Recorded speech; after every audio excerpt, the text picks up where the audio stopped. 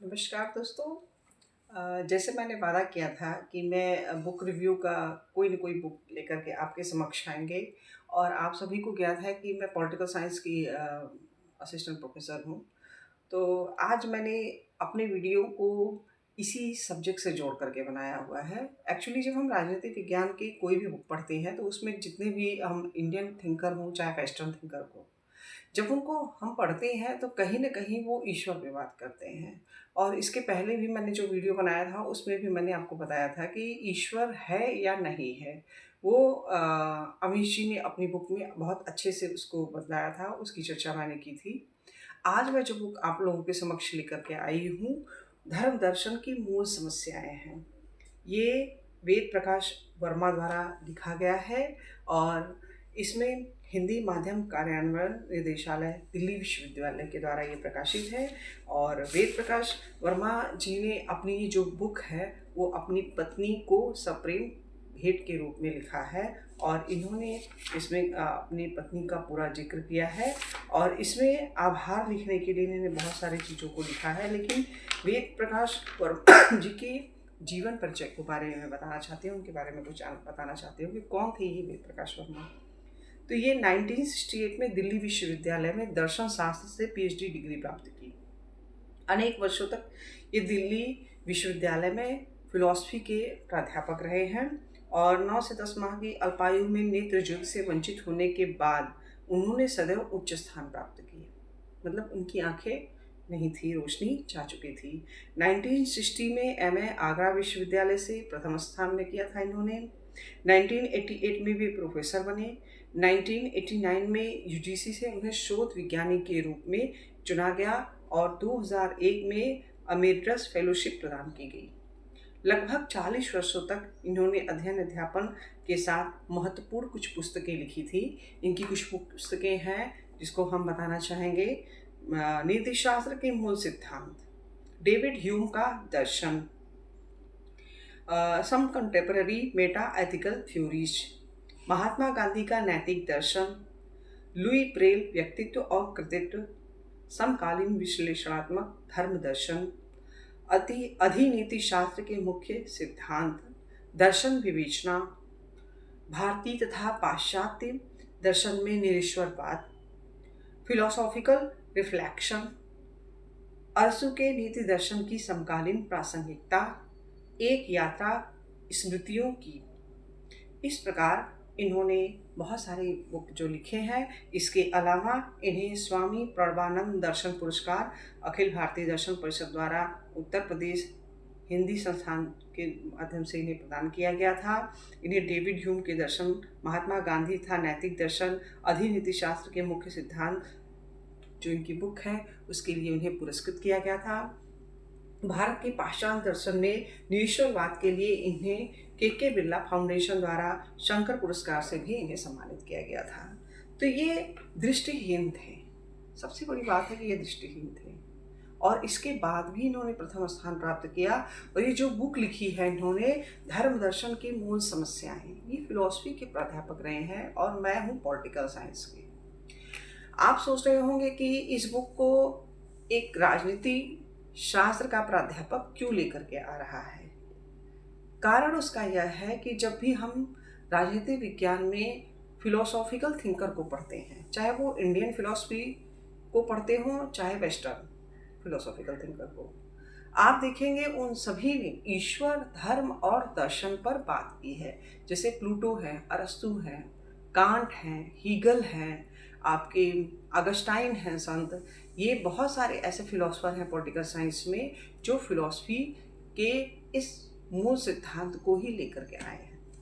अगर मैं सच में देखती हूँ, जिज्ञासु प्रवृत्ति होने के नाते मैंने हमेशा जब भी पॉलिटिकल साइंस की रुचि होने के कारण शुरू में स्टार्टिंग में जब पढ़ना शुरू किया था, बीए में मैंने लिया था इस सब्जेक्ट को, तो मेरे मन में हमेशा प्रश्न उठते थे कि अगर इस फिलॉसफी के इस टॉपिक को अगर इसमें उठाया गया है तो इसका कहीं ना कहीं मूल कारण रहा होगा। तो मैं हमेशा अपने शिक्षक से प्रश्न करती थी कि सर जो ये टॉपिक लिखा गया है ये तो धर्म के बारे में है, दर्शन के बारे में है, राजनीति शास्त्र से इसका क्या मतलब है। तो उनका सीधा सा कहना होता है था कि बेटा जो नैतिक होता है वो अक्सर करके दार्शनिक होता है, और जो दार्शनिक होता है प्लूटो के अनुसार वो ही अच्छा शासक होता है। मैंने कहा मतलब कहने का यह है कि जो शासक होता है, एक अच्छा शासक बनने के लिए आपको एक अच्छा नैतिक मनुष्य होना आवश्यक है। और नैतिकता का जो मानदंड है ये धर्म के आधार पर सदियों से चला आ रहा है। धर्म हमें प्रशिक्षित करता है कि क्या उचित है, क्या अनुचित है, क्या शुभ है, क्या अशुभ है। इसी के आधार पर हम अपने व्यक्तित्व का निर्माण करते हैं, और इस व्यक्तित्व के निर्माण के आधार पर ही हमारे चरित्र का निर्माण होता है। और एक अच्छा शासक बनने के लिए हमें इन सब चीज़ों को जानना और समझना होता है। ये बहुत गूढ़ प्रश्न है। जब आप पढ़ोगे तो आपको बहुत सारी चीज़ें मिलती जाएंगी, और एक के बाद एक प्रश्न मिलते जाएंगे, और उस प्रश्न के जवाब में फिर आपको एक नया प्रश्न खड़ा होगा, फिर आप उसको खोजोगे। तो कह सकते हैं कि एक खोजी प्रवृत्ति जो होती है किसी ज्ञान के प्रति, किसी चीज़ों को बारे में समझने की या जानने की, ये बचपन से रही है। और इसी कारण से मैंने पॉलिटिकल साइंस को पढ़ते हुए भी फिलॉसफी, हिस्ट्री, जियोग्राफी, आपके संस्कृत, आपके हिंदी, कह सकते हैं कि कई सारे सब्जेक्ट को मैं अनचाहे रूप से अपने प्रश्न को, जो प्रश्न मन में उठते थे उसके उत्तर को खोजने के लिए मैं उसको पढ़ती थी। इसीलिए मैंने इस बुक ऑफ रिव्यू चैनल में पहले ही कह दिया था कि इसमें केवल पॉलिटिकल साइंस की ही बात नहीं होगी, बल्कि हर सब्जेक्ट की होगी। क्योंकि मेरा मानना है कि जो व्यक्ति खोजी प्रवृत्ति का होता है, जो व्यक्ति ज्ञान के प्राप्ति के लिए बात करता है, वह केवल एक चीज़ पर बात नहीं कर सकता है।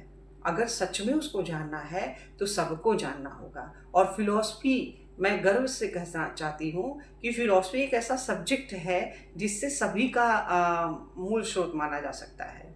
कह सकते हैं वो एक बेस है, एक बेस है। तो मैंने इस बुक को पढ़ा, और इसी बुक को क्यों चुना, क्योंकि वेद प्रकाश वर्मा जी अपनी बुक के फ्रंट पेज पर लिख रहे हैं, आत्मदीपो भवः, यानी अपने दीपक आप स्वयं बनो। और यह बात धर्म में स्पष्ट रूप से समझाई गई है कि अपने दीपक आप स्वयं बनो। चेतना और मनुष्य का धर्म से गहरा संबंध है, और प्रत्येक जो व्यक्ति होता है जो अपने आप को ईश्वर से जोड़ना चाहता है, वह कैसे जोड़ सकता है, इसी के बारे में हम देखते हैं कि धर्म में बताई गई है। और इस बुक के बारे में हम चर्चा करना चाहेंगे कि इस बुक की जो भूमिका है, जब भूमिका को हम देखते हैं तो इसमें कुछ लाइनें हैं जिसको मैं पढ़कर आपको सुनाना चाहती हूँ कि धर्म तथा धर्म दर्शन का अर्थ क्या है, और दर्शन एवं धर्मशास्त्र के साथ इन दोनों का क्या संबंध है।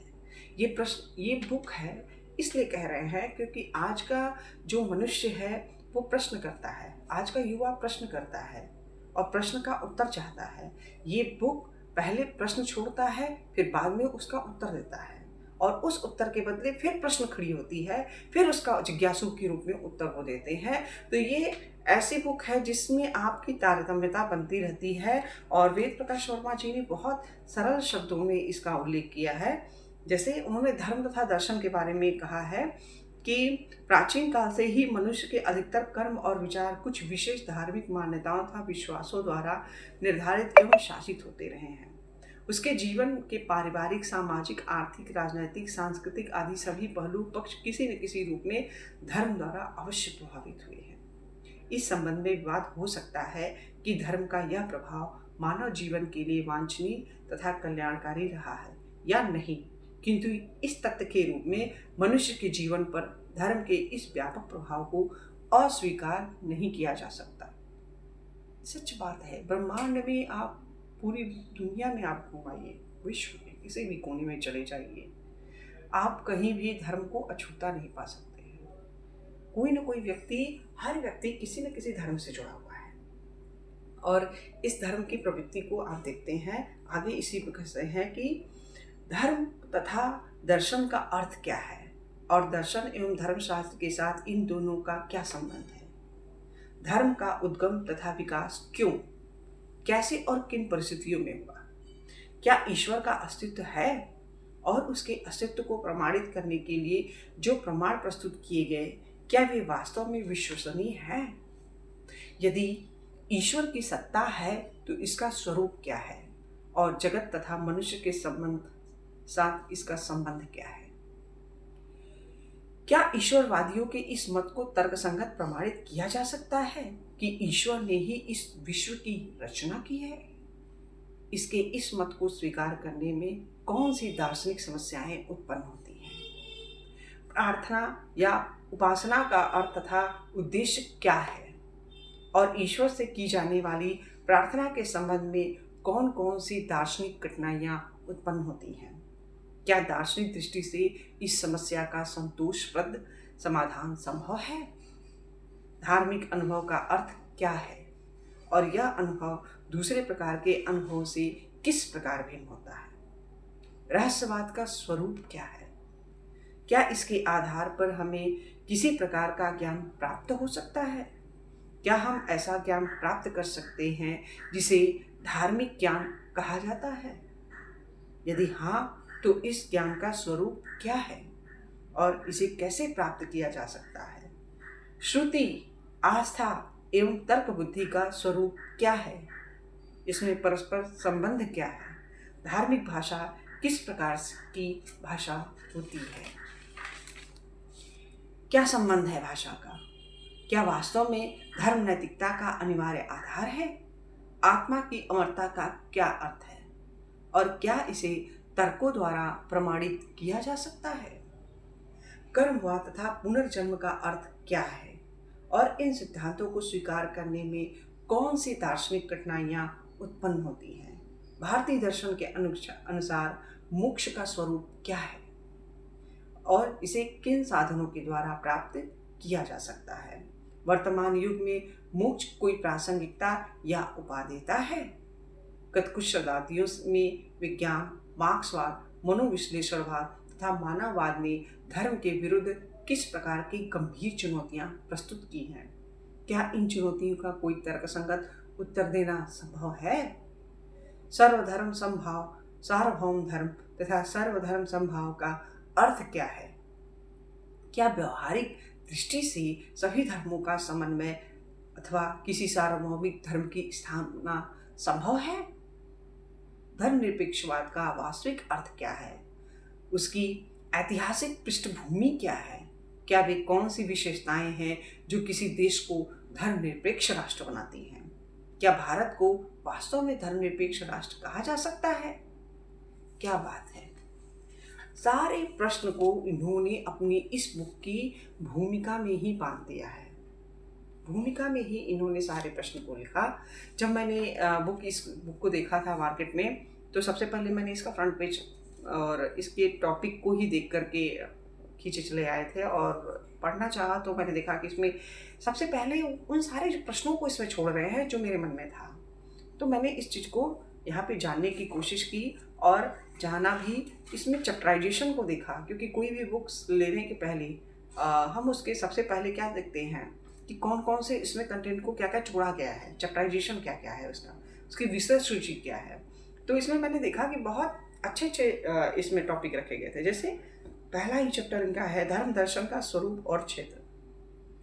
धर्म का अर्थ, दर्शन का अर्थ इसमें बताया गया है। दूसरा है धर्म का उद्गम और विकास। तीसरा है ईश्वर के अस्तित्व के लिए प्रमाण।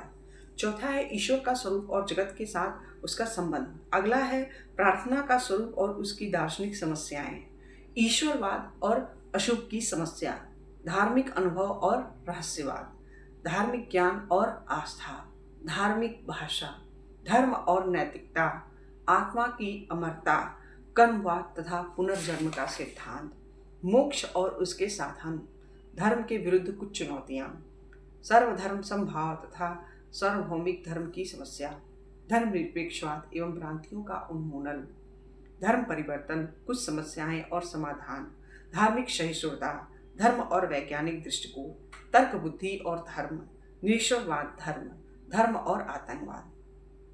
गजब का ये बुक है, इस बुक को जरूर पढ़ना चाहिए। इस बुक में बहुत सारी ऐसे चीज़ें की गई हैं कि अगर मैं बताना चाहूँ तो बहुत समय लगेगा, लेकिन कुछ चीज़ों को मैं बताना ही चाहती हूँ आपको। मेरे मन में भी है कि क्या है वो जो आपको जानना चाहिए। वो धर्म और स्वरूप के बारे में जैसे एक लाइन में कहते हैं कि धर्म का कोई पूर्णतः निश्चित था सर्वमान परिभाषा देना अत्यंत कठिन है। धर्म मानव जीवन के सभी पक्षों को प्रभावित करने वाली वह व्यापक अभिवृत्ति है जो सर्वाधिक मूल्यवान, पवित्र, सर्वज्ञ तथा शक्तिशाली समझे जाने वाले आदर्श और अलौकिक उपास्य विषयों के प्रति अखंड आस्था एवं पूर्ण प्रतिबद्धता के फलस्वरूप उत्पन्न होती है और जो मनुष्य के दैनिक आचरण तथा प्रार्थना, पूजा पाठ, जप तप आदि बाह्य कर्मकांडों से उपस्थित होती है। ये पेज नंबर 3 पे अपने लिखते हैं। और इन्होंने धर्म को बहुत सारे चीज़ों को बांटे कि धर्म के नाम पर विश्व के विभिन्न संप्रदायों में निरंतर होने वाली रक्त रंजित संघर्षों का तथा क्रूरतम अत्याचारों का दीर्घकालीन दुखद इतिहास इस बात का ज्वलंत प्रमाण है कि धर्म परायण होने का दावा करने वाले अधिकतर व्यक्ति वस्तुतः धर्म के अनुरूप आचरण नहीं करते। इतना ही नहीं, वे प्राय धर्म के विरुद्ध आचरण करते हैं। मतलब धर्म मनुष्य की एक विशेष मनोदशा या अभिवृत्ति है, वो इस बात को कह रहे हैं। और इसके अलावा इन्होंने बताया है कि धर्म क्या है, कैसे धर्म पवित्र है, धर्म का आधार क्या है। महाभारत का भी इन्होंने जिक्र किया है। महाभारत में कहा गया है कि जो समाज को धारण करे वह धर्म है। क्या गजब बात है, जो समाज को धारण करे वह धर्म है। धियते लोकः अनेन इति धर्मः, धारयति धारयति वह लोकम इति धर्मः। संभवतः धर्म की इस परिभाषा का वास्तविक निहितार्थ यह है कि धर्म मनुष्य का वह स्वभाव है जो संपूर्ण मानव समाज को परस्पर संगठित रखता है। इस दृष्टि से धर्म को सामाजिक एकता अथवा संगठन की शक्ति के रूप में देखा जा सकता है। इसी प्रकार कणाद ने वैशेषिक दर्शन में लिखा है कि यतो अभ्युदयनी श्रेय सिद्धि स धर्मः। स्पष्ट है कि इस परिभाषा के अनुसार धर्म संपूर्ण मानव समाज के सर्वांगीण विकास का साधन है, सर्वांगीण विकास। और इसी में कहा गया है कि धर्म और रिलीजन शब्द का अर्थ क्या है, तो इन्होंने बताया है इसमें पेज नंबर 9 पे कि रिलीजन शब्द की उत्पत्ति लैटिन भाषा के रिलीजिया नामक शब्द से हुई है जिसका अर्थ है बांधना। और मानव इसमें रिलीजन को ही नहीं धर्म को भी लेकर कहा कि दोनों का समाहित रूप से अर्थ है बांधना, मनुष्य को संगठन स्थापित करना और संगठित रूप से उसे रखना। इसी तरह उन्होंने पेज नंबर 13 पे इस बात को लिखते हुए कहा है कि दर्शन क्या है। दर्शन का अर्थ होता है देखना या दृष्टिकोण। व्यक्ति जिस चीज को जिस एंगल से देखता है उसकी व्याख्या वह व्यक्ति अपने अनुभव, अपने प्रत्यक्ष दर्शन के आधार पर उसी तरह करता है। तो दर्शन में उन्होंने क्या कहा है पेज नंबर 13 पे कि परिभाषा दे रहे हैं दर्शन का। दर्शन मनुष्य का वह बौद्धिक प्रयास है जिसके द्वारा किसी भी विषय से संबंधित मूल तत्वों अथवा आधारभूत मान्यताओं की तर्क संगत एवं निष्पक्ष परीक्षा करता है और उसके संबंध में केवल तर्क के आधार पर अपना मत निश्चित करता है। यानी निष्पक्षता की बात करते हैं, तर्क की बात करते हैं, बुद्धि की बात करते हैं, वो होता है दर्शन। तो दर्शन का मूल आधार मनुष्य की तर्क बुद्धि अथवा विवेक शक्ति ही है। अब इसमें अब बात करेंगे कि धर्म और दर्शन दोनों की ये बात कर रहे हैं, तो तर्क और बुद्धि जहाँ आ जाएगा, क्या वहाँ धर्म की परिभाषा करना उचित होगा? इसी को अपने अगले चैप्टर में उन्होंने दिया है कि धर्म दर्शन की परिभाषा करते हुए पेज नंबर 21 पे लिख रहे हैं या कि धर्म दर्शन की परिभाषा करते हुए हम यह कह सकते हैं कि धर्म दर्शन की वह शाखा है जो समस्त धार्मिक विश्वासों, अनुभव तथा सिद्धांतों के सत्य अथवा मिथ्या होने की सुव्यवस्थित, तर्क संगत एवं निष्पक्ष परीक्षा करती है। अब आप सोचिए, इन्होंने दर्शन को बताया, धर्म को बताया, और आगे जाकर के मैंने जब इस बुक को पढ़ा था कि धर्म का उद्गम कैसे हुआ, धर्म क्या है, क्या धर्म को माना जा सकता है, तो इसमें बहुत नई नई बातें देखने को मिला। और इसमें ईश्वर के अस्तित्व की बात की गई, क्या ईश्वर है? तो इसमें बताया गया है कि ईश्वर का प्रमाण नहीं दिया जा सकता है। ईश्वर का अस्तित्व है या नहीं, इसमें कहा गया है एक उदाहरण के माध्यम से। पेज नंबर 87 पे इन्होंने कहा है कि ओजोन गैस की परत रचयिता द्वारा पहले से सोच समझकर किए गए कार्य का महान प्रमाण है। क्या कोई इस गैस की परत को विकास की आकस्मिक प्रक्रिया का परिणाम मान सकता है? एक ऐसी दीवार जो प्रत्येक प्राणी को मृत्यु से बचाती है, योजना का प्रमाण देती है। उपर्युक्त उदाहरण में ब्राउन का संकेत, ब्राउन एक विद्वान है, उनकी बात कर रहे हैं कि उपर्युक्त उदाहरण में ब्राउन का संकेत स्पष्टतः पूर्ण सूर्य के उन पराबैंगनी किरणों की ओर है जो जीवन के लिए अत्यंत घातक है और जिन्हें ओजोन गैस की परत धरती पर आने से रोकती है। इसे वे निष्कर्ष निकालते हैं कि प्राणियों की जीवन रक्षा के लिए ही ईश्वर ने जानबूझकर पृथ्वी के ऊपरी पर्यावरण में ओजोन गैस की यह परत स्थापित की है। इस विचार से यह स्पष्ट प्रमाणित होता है कि ईश्वर की सत्ता है। इस पूरे बुक को पढ़ने पे मैंने इस चीज को निकाला, देखा कि ईश्वर क्या है, तो कोई स्पष्ट उत्तर नहीं देता है। पेज नंबर 82 पे ये लिख रहे हैं कि ईश्वर स्वयंभू अथवा अपना कारण स्वयं है। ईश्वर क्या है? कांट ने कारण परक प्रमाण को तीव्र आलोचना के रूप में प्रस्तुत किया है। कांट एक विद्वान है कि जो तीव्र परक आलोचना है इसकी बात कर रहे हैं। क्या ईश्वर है? इस प्रश्न के उत्तर में कहा जा सकता है कि जो सर्वज्ञ है, सर्वशक्तिमान है, वही ईश्वर है। अब इसमें यह प्रश्न उठता है कि कौन सर्वज्ञ है, कौन सर्वशक्तिमान है? तो इस पे भी उन्होंने अपने बताया है कि ईश्वर के संबंध में अपनी मान्यता को कुछ लोग कह सकते हैं। क्या है ईश्वर का स्वरूप? कह सकते हैं पेज नंबर 116 पे लिखा है कि ईश्वर के संबंध में अपनी इसी मान्यता के कारण भक्त उसकी पूजा या उपासना करता है और अपने आप को उस पर पूर्ण निर्भर मानता है। उसका दृढ़ विश्वास है कि जो कार्य वह स्वयं नहीं कर सकता, ईश्वर सर्वशक्तिमान होने के कारण वह कार्य उसके लिए अवश्य कर सकता है। ईश्वर सर्वशक्तिमान है, इसकी सर्वव्यापकता है और ईश्वर की स्वयं मनुष्य ईश्वर मान लेने का विचार निरर्थक और असंभव है। ये कह रहे हैं पेज नंबर 35 पे कि स्वयं मनुष्य को ईश्वर मान लेने का विचार निरर्थक और असंभव है। और दूसरी मान्यता यह भी मानती है कि संपूर्ण विश्व अपने अस्तित्व के लिए केवल ईश्वर पर ही पूर्ण निर्भर है। ईश्वर द्वारा अभाव से विश्व रचना का उपयुक्त सिद्धांत युक्ति संगत प्रतीत नहीं होता है। मतलब ब्रह्मांड ने ईश्वर ने ब्रह्मांड की रचना की है, इस पे ये बात कर रहे हैं। और कई जगह अमरता की भी बात की गई है कि धर्म और नैतिकता में क्या है। कहते हैं कि अधिकतर व्यक्ति नैतिक नियमों का पालन प्रायः परंपरा के प्रति सम्मान के कारण करते हैं, किंतु कानूनों के पालन के विषय में यह बात नहीं की जा सकती। इसी बुक में आगे उन्होंने कुछ और बातें कही हैं, जैसे फ्रायड ने मानव जाति का सार्वजनिक मनोरोग माना है, सार्वभौम मनोरोग माना है। किसको? ईश्वर को। इसी में धर्म के विरुद्ध कुछ चुनौतियां जो चैप्टर है उसमें मार्क्स के सिद्धांत को लेकर के कहा गया है कि धर्म एक अफीम है, वो ये मान रहे हैं, धर्म पागलपन है। तो बहुत गहराई से इन्होंने सभी की बातों को, सभी के विचारों को रखा है और बहुत इसमें अलग अलग बातें की गई हैं कि क्या ईश्वर है, तो ईश्वर की सत्ता क्या है, ईश्वर कौन है, आत्मा कौन है, परमात्मा कौन है, क्या वास्तव में हम ईश्वर को मान सकते हैं।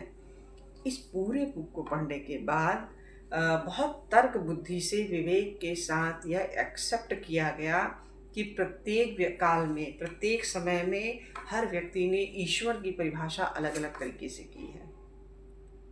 कुछ ने ईश्वर के अस्तित्व को स्वीकार किया है, कुछ ने ईश्वर के अस्तित्व को स्वीकार नहीं किया है, लेकिन यह सबने माना है कि मानव के जीवन को गतिमान रखने के लिए, मानवतावाद और नैतिकता को बनाए रखने के लिए कोई एक सत्ता है जो संपूर्ण विश्व को संचालित कर रहा है।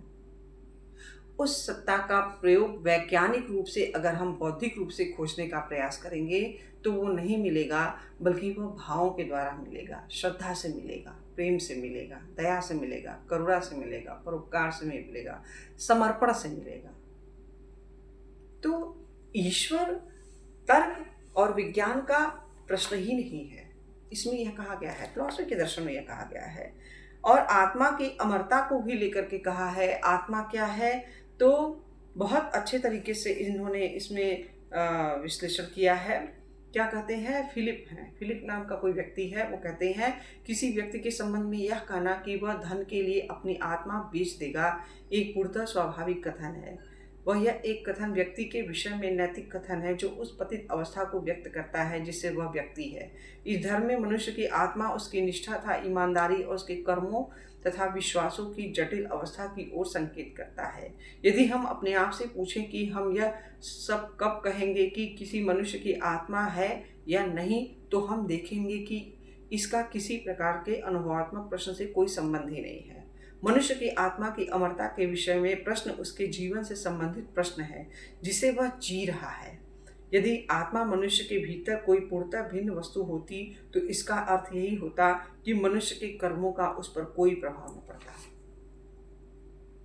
सबने अपना तरीका दिया है और आत्मा के इसी विश्लेषण को गहन रूप से अगर दर्शन में देखना है तो हम गीता में देखते हैं, जिसमें भगवान श्री कृष्ण जो हमारे आराध्य हैं हिंदू धर्म के, उन्होंने बहुत सुंदर तरीके से इस बात को बताया है। ईश्वर और आत्मा क्या है, कर्म क्या है, धर्म क्या है, नैतिकता क्या है, सभी को बहुत अच्छे तरीके से परिभाषित किया है।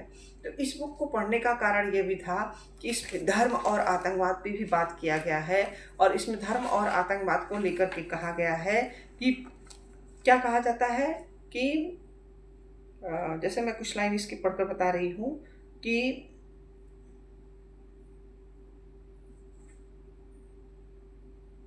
क्या है कि भगवत गीता के श्री कृष्ण के ही इसमें इन्होंने बात की है। इसके अलावा भी इन्होंने आतंकवाद को लेकर के परिभाषित किया है। धर्म और आतंकवाद के संबंध में इसने बताया है कि जिहाद की जो बात करते हैं और जिहाद के नाम पर आतंकवाद का प्रचार कर रहे हैं तथा उसे पूरा श्रेय दे रहे हैं, परंतु इसे यह निष्कर्ष निकालना अनुभव उचित नहीं है कि यदि सभी मुसलमान आतंकवादी हैं और सभी आतंकवादी इस्लाम में विश्वास करते हैं तो यह सत्य नहीं है। सभी मनुष्य मतलब इस्लाम धर्म में सभी आतंकवादी हैं और सभी आतंकवादी इस्लाम ही है, ये सत्य नहीं है। ये प्रश्न कर रहे हैं, ये बता भी रहे हैं इस बात को। तो सही बात है कि हम सभी को नहीं कह सकते हैं आतंकवादी। किसी एक की सजा को, किसी एक की गलती को हम सब पर नहीं थोप सकते हैं। इस बात को इन्होंने बहुत अच्छे से बताया है। निरीश्वरवादी धर्म के बारे में भी इन्होंने चर्चा की है। इन्होंने पेज नंबर अपने 484 में कहा है कि सर्वधर्म समभाव के विषय में गांधी जी की उपयुक्त विचार से यह पूर्णतः स्पष्ट है कि उनके अनुसार यह सिद्धांत न तो सभी धर्मों में समन्वय का आग्रह करता है और न किसी एक धर्म को सार्वभौमिक धर्म मान लेने में बात करता है। यानी धर्म एक ऐसा प्रश्न है जिसका उत्तर आज भी रहस्यमय बना हुआ है। हम इसे मान भी सकते हैं, नहीं भी मान सकते हैं। क्यों मानना चाहिए, क्यों नहीं मानना चाहिए, इसका पूरा सार रूप वेद प्रकाश वर्मा ने अपनी बुक में लिखा है। और राजनीति विज्ञान के चाहे विद्यार्थी हो या शिक्षक हो या आपके फिलॉसफी के शिक्षक हो या वैज्ञानिक हो या आम नागरिक हो, इसको ज़रूर पढ़ना चाहिए, मेरा यह मानना है। क्योंकि बहुत सारी चीज़ें इसमें वैज्ञानिक रूप से, तर्क रूप से, बौद्धिक रूप से दृष्टिकोण प्रदान किया गया है एक नई सोच को, कि हम किसी चीज़ की अतिवाद को न स्वीकार करें और हम किसी चीज़ को पूर्ण रूप से श्रद्धा में समर्पित होकर भी न स्वीकार करें। हम विवेक से, तर्क से परे भी होकर के किसी चीज़ को न समर्पित हों। अब हम ये प्रश्न करते हैं कि जब इसमें इन्होंने वैज्ञानिकता की बात कर दी, तर्क की बात कर दी, बौद्धिकता की बात कर दी, तो धर्म कहाँ है? धर्म है, हर धर्म में है। और यह धर्म, इसमें इन्होंने यह भी बताया है कि मानवतावाद में है। यदि कोई धर्म कोई नहीं भी मानता है तो वह मानवतावाद ही धर्म सबसे बड़ा धर्म है, जो मनुष्य का रक्षक और संचालक है। जब सृष्टि का प्रारंभ हुआ था तब कोई बहुत विशेष रूप से यह नहीं कहा सकता है कि मेरा ही धर्म सर्वप्रथम था। सबसे पहले नैतिकता थी और उस नैतिकता की पराकाष्ठा में मनुष्य ने अपने विवेक के आधार पर अपने रुचि के आधार पर किसी धर्म को धीरे धीरे स्वीकार करना शुरू किया था। तो ईश्वर है या नहीं है, ये हमारा अपना दर्शन और दृष्टिकोण हो सकता है, हमारे विचार भिन्न हो सकते हैं, लेकिन ज्ञान की खोज के आधार पर मैं यह कहना चाहूँगी कि ज्ञान की खोज प्रत्येक मनुष्य को करनी चाहिए और वह किसी एक जगह पर नहीं मिल सकता है। उसके लिए आपको जिज्ञासु प्रवृत्ति होना पड़ेगा, और ईश्वर है या नहीं है इसके लिए भी आपको जिज्ञासु हो करके ही इस चीज़ को देखना होगा, खोजना होगा। और राजनीतिक विज्ञान में यदि आप हीगल को, कांट को, अगस्ता को प्लूटो को, अरस्तु को अच्छे से समझना चाहते हैं कि वो क्या कहना चाहते हैं, कि धर्म दर्शन की बात कर रहे हैं, तो इस बुक को जरूर पढ़ना चाहिए। आज के लिए इतना ही।